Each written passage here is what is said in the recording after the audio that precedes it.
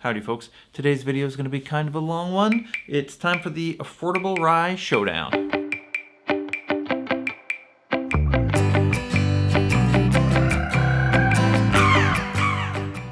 Okay, so I got 5 ryes to try out. These should be affordable, readily available. Most of these have been around for a while and you know, have a reputation in the bar world or the cocktail world as reasonable ryes. Although most people agree old Overholt is bad, more on that later. Now the 5 ryes we're going to try: Rittenhouse Bonded, Sazerac Rye, Wild Turkey 101, Old Overholt, and Old Forester. Now other ryes that you might look into: Dickel Rye, Templeton Rye is supposed to be pretty good. There's a Jim Beam Rye. I think Jack Daniels might even be making a rye now. Then there's things like Bullet and James E. Pepper Rye. Those are 95% ryes that started their life as an MGP rye, and now they both now have their own distilleries, but that's a much higher rye than we're going to be looking at today. Maybe I'll get around to that in a future video. Rittenhouse Rye has been my go-to for a while. It's sort of a standard well rye that's been around for a little while. It's affordable and it's pretty good. It's made by Heaven Hill. It's bonded, which means it's 50% alcohol and 4 years old. Mine cost me $27 for $7.50. Now the mash bill has a sort of disturbing name. It's called a barely legal rye. It's 51% rye, which is the legal minimum to be called rye. 37% corn and 12% malted barley. Let's give it a try, shall we? On the nose, it's got a certain sort of peach aroma, I think. A little bit of vanilla and caramel. I might not mention that all the time because they are all going to have some vanilla and caramel. That's just the way rye is. It's a little hot. It's got more of that sort of peach, like stone fruit. It's got that rye is supposed to be spicy, and it's got a little bit of that spicy finish. You know, not bad. It's not supposed to be a sipper, and none of these are necessarily going to be great sipping ryes, but I just wanted to get a baseline before we make some cocktails. So, you know, this is a pretty standard, a little sweet, a little bit of fruit flavor. Not bad. So I wanted to mention for these as well, these producers will also make other ryes. I just wanted to point out that if you liked Rittenhouse, you could also try Elijah Craig Rye or Pikesville Rye, which is supposedly the same thing but just at a higher proof. Pikesville is 110 proof. Elijah Craig is 94 proof. These are both going to be a little bit more expensive than Rittenhouse, but, you know, hopefully would be a little nicer to sip on. So number 2 is Sazerac Rye. It's made by Buffalo Trace. It is 90 proof, and it's supposed to be around 4 years. It used to be 6 years. It used to say 6 years on the label, and they took that off a few years ago. It costs $33, so a bit more expensive. And the mash bill isn't available online, but supposedly it's a low rye, so about 51% probably a rye similar to the Rittenhouse. Yeah, so Sazerac Rye has a very similar aroma to the Rittenhouse. Yeah, sort of a peach, maybe more of an apricot kind of aroma. A certain like Band-Aid kind of medicinal smell to it as well. Honestly, this is very similar to Rittenhouse. I feel like it's a little hotter. It's got a little bit more of an alcohol burn, but it's lower proof, so that's a little confusing. Although being hot in sipping isn't necessarily bad. That might mean it'll punch through in a cocktail nicely. So, so we'll see. Now, Buffalo Trace makes some other ryes, but you'll probably have a hard time tracking them down. It's like Sazerac 18 year is almost impossible to find. There's an E.H. Taylor rye that also might be hard to locate. And, of course, Van Winkle, like 13 year, forget about it. All right, moving on to Wild Turkey 101 Rye. Now, this is called 101 because it's 101 proof. They also make an 80 proof version, which I don't recommend. It's this should be 4 years. It cost me $30 for a liter, which works out to be about $22.50 for a 750. And interestingly, it supposedly has the exact same mash bill as the Rittenhouse, 51% rye, 37 corn, and 12 malted barley. So, Wild Turkey. It's got a little bit of a chewier aroma, a little bit hotter on the nose, a little bit hotter on the nose. This is a little more interesting to sip on. It's got it's a little slightly higher proof, but it doesn't have that burn. It's got a sort of a rounder, chewier texture. It's got like a slight mint flavor, which is a little weird, but you know, it's a little bit more interesting than the first two. It's also got sort of a black tea kind of a flavor. This is a little bit more interesting to sip on. We'll see how it performs in a drink later. Now, the thing about Wild Turkey is their head distiller is named Jimmy Russell, and he's kind of a big deal. And if you like Wild Turkey, you might try Russell's Reserve Rye, which is going to be a little bit more expensive again. I think they have a 6-year and probably some single barrels and stuff like that. That's supposed to be really good. There's also a Wild Turkey Rare Breed Rye, which is a higher proof. I think it's 112. You know, probably pretty good too. Now, moving on to Old Overholt. Here's the thing about that.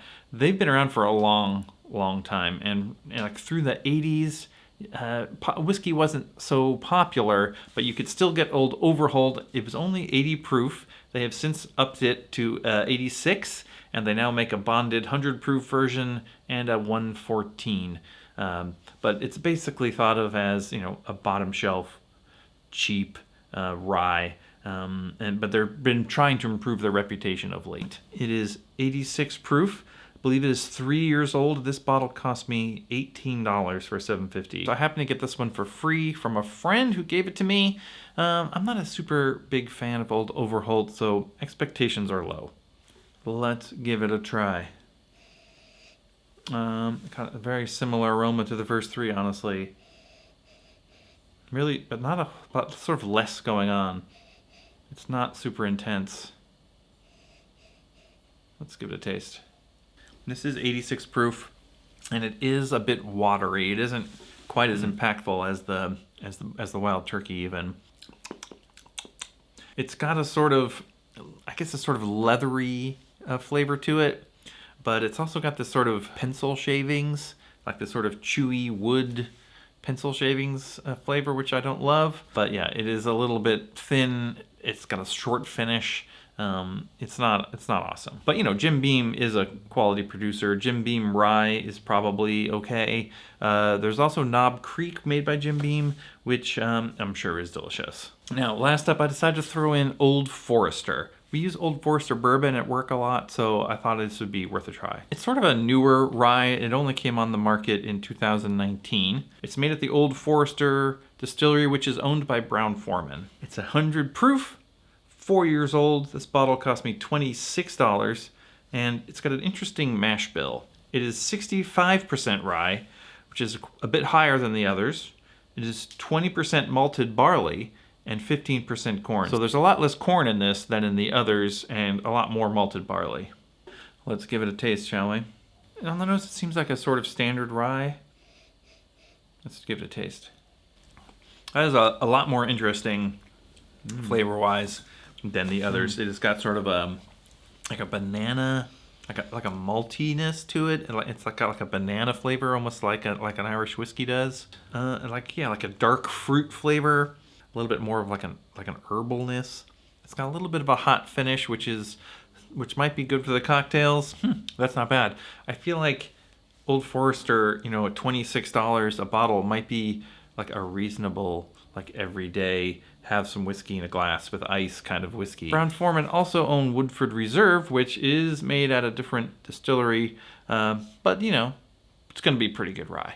Now, this is going to be the second video in my occasional Ultimate Manhattan series, so we're going to make 5 Manhattans with these 5 ryes. Now, I am going to put a little maraschino in these as I did in the last video. I think for this I'll just stick with the Luxardo, but I'm going to do that tomorrow because there's only so much rye I can drink in one day. So let's do it.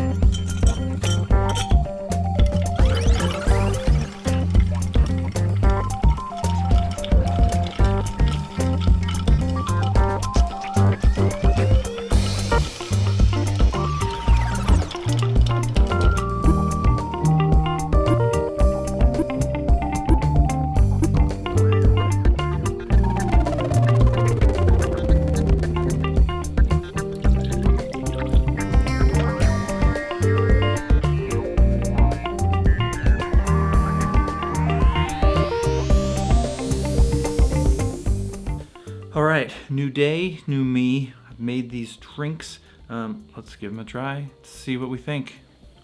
Rittenhouse is first. Lovely Manhattan, pretty well balanced. A little bit hot at the end, not too bad, but the rye flavor punches through.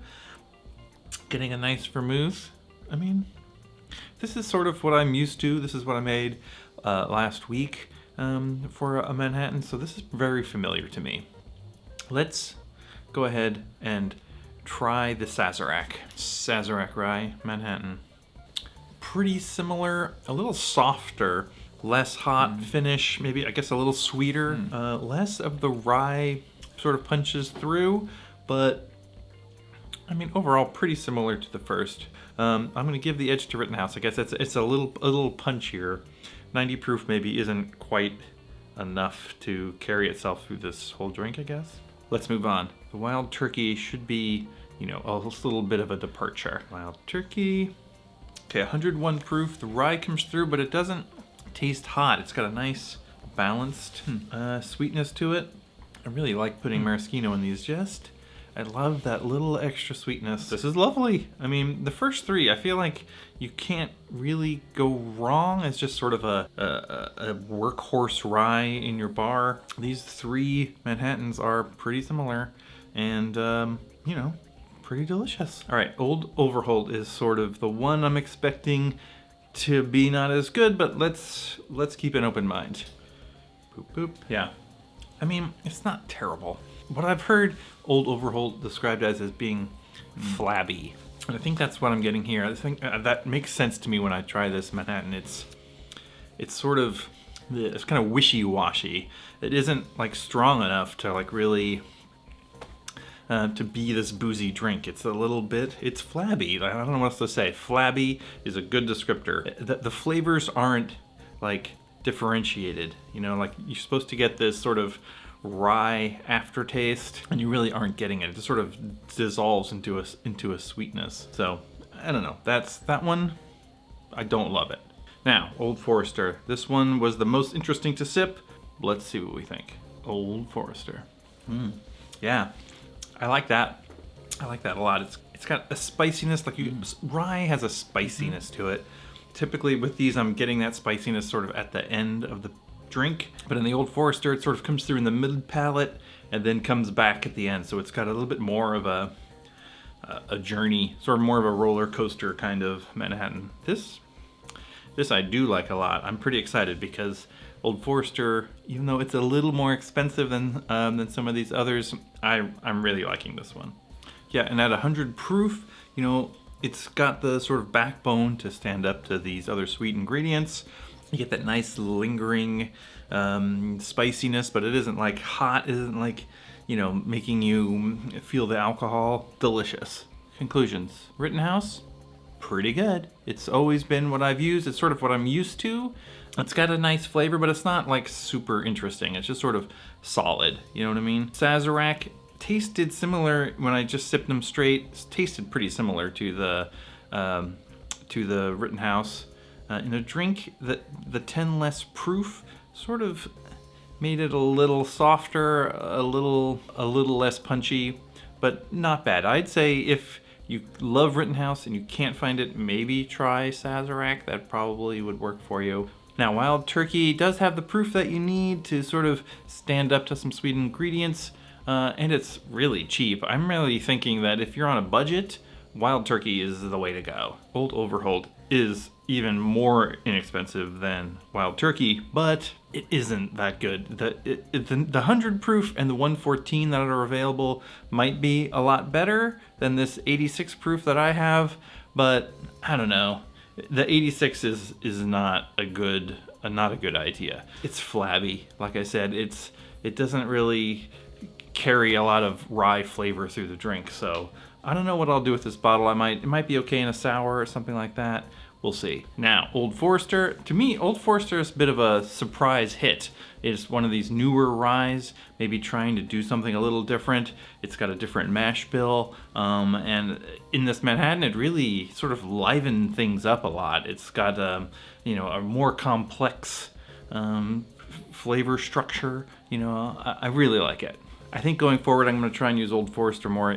Delicious. Now, in the future, I'm going to track down some Bullet or some Jamesy Pepper because those are 95% rye, and that might make a big difference in these Manhattans, but that'll be a future episode. All right, well, hopefully that was helpful and or informative. Let me know your thoughts on Manhattans down in the comments. In the meantime, thanks for watching, and we'll see you next time.